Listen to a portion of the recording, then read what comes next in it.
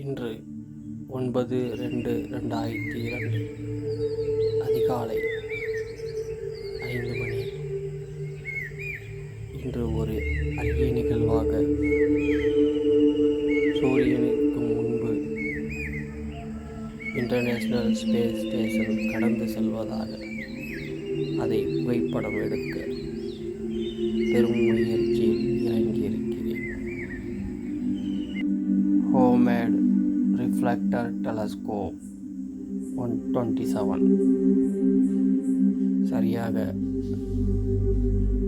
6:52 சூரியனை கடந்து செல்ல இருந்த ISS அதை புகைப்படம் எடுக்க முயற்சியில் இருக்கும் பொழுது எங்கிருந்தோ வந்த மேகக்கூட்டங்கள் சூரியனை முழுதுமாக மறைத்துவிட்டது.